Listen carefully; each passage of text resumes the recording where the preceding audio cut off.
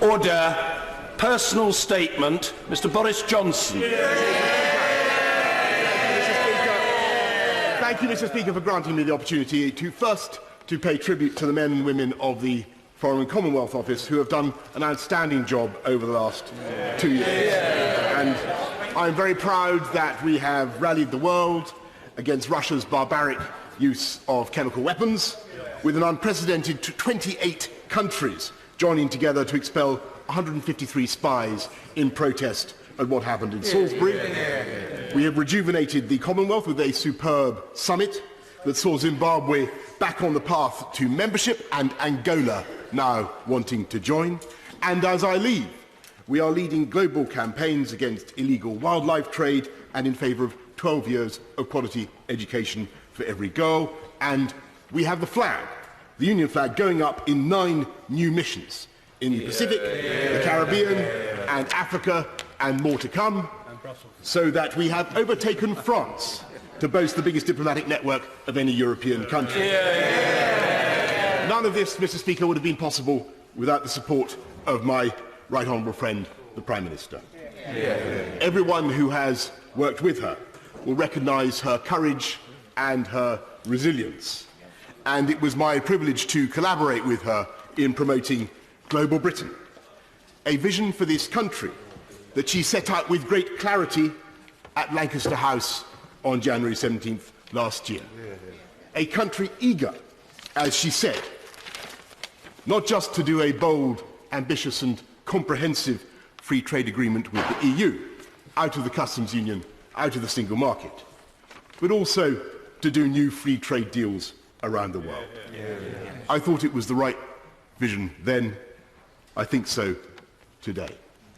But in the 18 months that have followed, it is as though a fog of self-doubt has descended. And even though our friends and partners liked the Lancaster House vision, it was what they were expecting from an ambitious partner, what they understood, even though the commentators liked it, and the markets liked it. My right honourable friend, the Chancellor, I'm sure observed, the pound soared.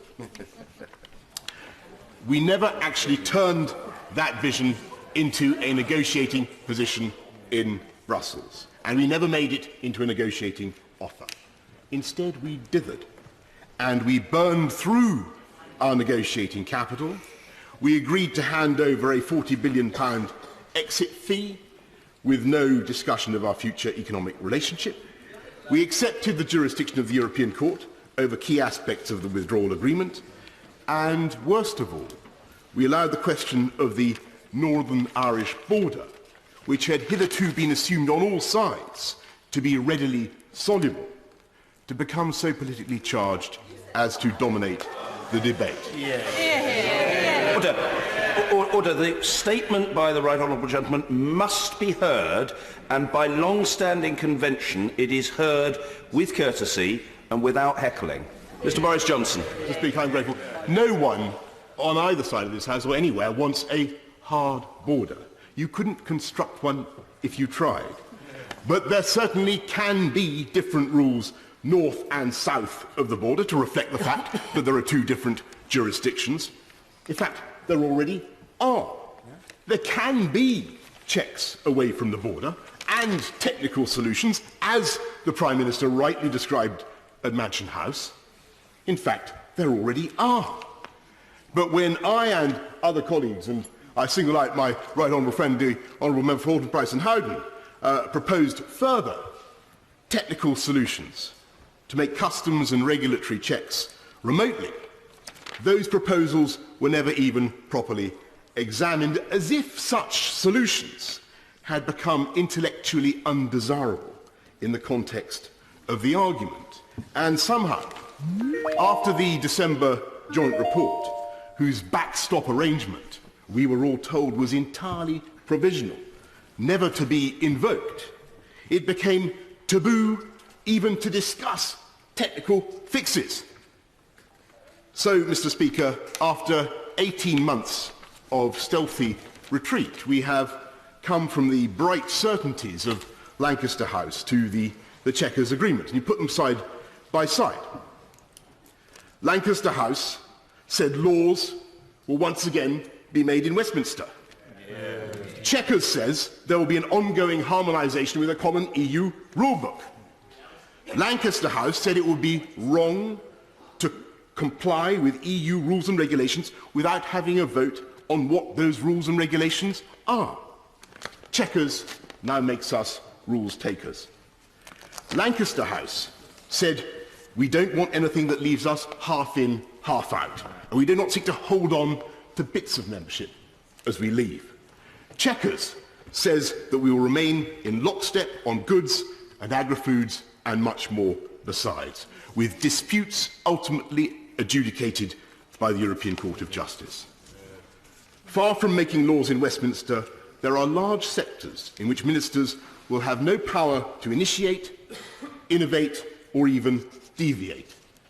After decades in which UK ministers have gone to Brussels and expostulated against costly EU regulation, we are now claiming that we must accept every jot and tittle for our economic health with no say of our own and no way of protecting our businesses and entrepreneurs from rules now and in the future that may not be in their interests. My right honourable friend, the Chancellor, was asked to identify the biggest single opportunity from Brexit. After some thought, he said regulatory innovation. Well, there may be some regulatory innovation post-Brexit, but it won't be, alas, coming from the UK, and certainly not in those areas. We are volunteering for economic vassalage, not just in goods and agri-foods, but we will be forced to match EU arrangements on the environment and social affairs and much else besides. And of course, we all want high standards, but it is hard to see, I say to my honourable friends, it is hard to see how the Conservative government of the 1980s could have done its vital supply-side reforms with those freedoms taken away. And the result of accepting the EU's rulebooks and of our proposals for a fantastical Heath-Robinson customs arrangement is that we have much less scope to do free trade deals, as the Chequers paper actually acknowledges, and which we should all, frankly, acknowledge. Because otherwise, if we pretend otherwise, we continue to make the fatal mistake of underestimating the intelligence of the public, saying one thing to the EU about what we are doing, and then saying another thing to the electorate. And given that in important ways, this is Bino or Brino or Brexit in name only, I'm of course unable to accept it, as I said, or to support it, as I said in the Cabinet session at Chequers. And I'm happy now to speak out against it and be able to do so. Mr. Speaker, it is not too late to save Brexit. We have time in these negotiations. We have changed tack once, and we can change again. The problem is not that we failed to make the case for a free trade agreement of the kind spelt out at Lancaster House. We haven't even tried. We must try now, because we will not get another chance to get it right. And it is absolute nonsense to imagine, as I fear some of my colleagues do, that we can somehow afford to make a botched treaty now and then break and reset the bone later on. Because we have seen, even in these talks, how the supposedly provisional becomes eternal. And we have the time, and I believe the Prime Minister has the support of Parliament. Remember the enthusiasm for Lancaster House and for Mansion House. And it was clear last night, that there is no majority in this House for a return to the customs union. With goodwill and common sense, we can address the concerns about the Northern Irish border and all other borders. We have fully 2.5 years to make the technical preparations, along with preparations for for a world trade outcome. Those preparations which we should now accelerate. We should not and need not be stampeded by anyone. But let us, again, aim explicitly for that glorious vision of Lancaster House, a strong, independent, self-governing Britain that is genuinely open to the world, not the miserable, permanent limbo of Chequers, not the democratic disaster of ongoing harmonisation with no way out and no say for the UK. We need to take one decision now before all others, and that is to believe in this country and in what it can do. Because I can tell you, Mr. Speaker, that the UK's admirers, and there are millions, if not billions, across the world,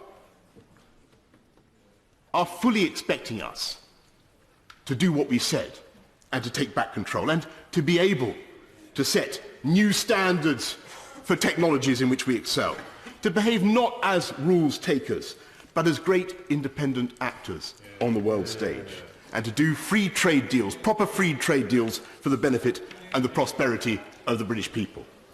That was the vision of Brexit that we fought for. That was the vision that the Prime Minister rightly described last year. That is the prize that is still attainable. There is time.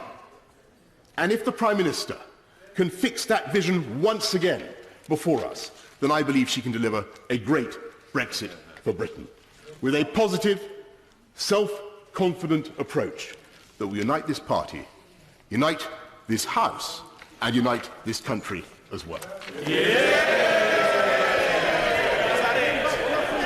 Order. Grateful to the right honourable gentleman. Point of order, Mr. Tom Bray. Mr. Speaker.